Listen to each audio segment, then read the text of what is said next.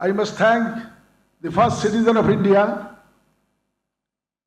for gracing this auspicious occasion and being an inspiration to millions of Indians, especially the women of the country and the women of Odisha. Madam, your journey, struggle and grace will always be admired by all those who are in public life. We are proud that you come from the land of Lord Jagannath.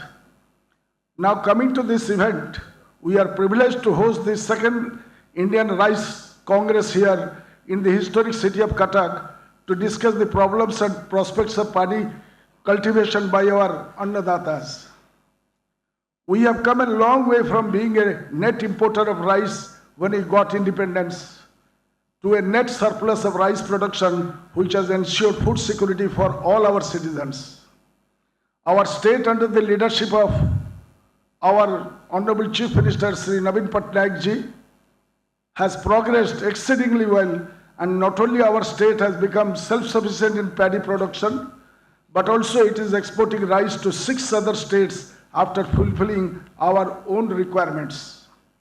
The first credit for this goes to the farmers of the country and the state who have toiled day in and day out to feed us. Then the governments, both at the center and the states at different times, who have brought out policies to address the bottlenecks and taken steps to remove them. And the most important link to make this possible is our scientific community, those who are present here, who have burned the midnight oil to continuously innovate and give the farmers the right variety of produce, not only good quality of rice, but also great quantity of rice. Just consider these simple statistics. When India got independence, we had about 120 million hectares of arable land, which increased marginally to 160 million hectares in 2000 and has remained more or so constant since then.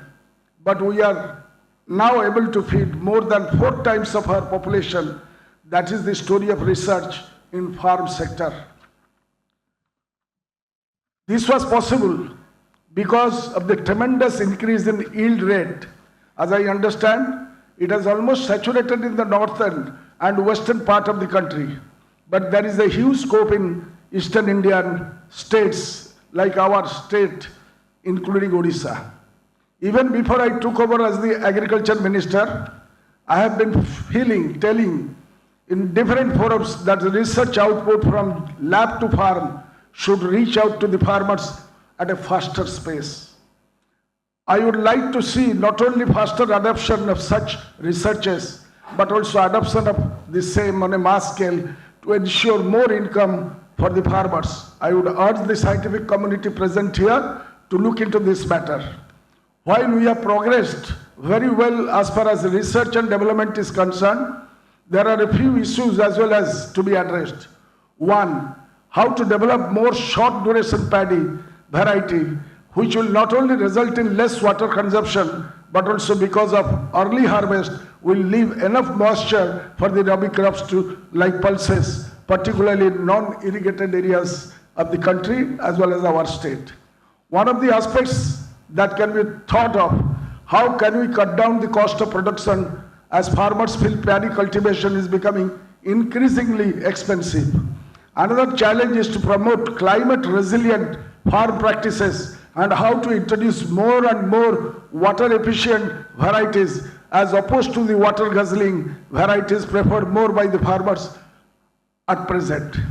The state government under the visionary leadership of our Honorable Chief Minister Naveen Patnaik has been increasing the allocation to the agriculture and allied sectors, including provision of agri loan at 0% up to 1 lakh rupees to the farmers, advancing maximum agri loans through cooperative banks, provision of the seeds at affordable prices, farm equipment at subsidized rates, training and extension, etc.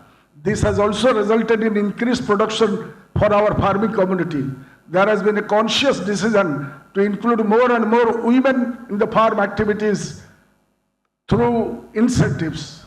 The millets revolution, as everyone knows today, is a glaring example of women power in agriculture, which is driven primarily by the women in this of our state. I wish all the best for this second Indian Rice Congress and hope the learnings will be extremely beneficial for the farming community. A copy of the proceedings of this conference with all the papers being presented here may kindly be marked to my office so that we can take things forward for creating a better ecosystem for our farmers by adopting the doable things.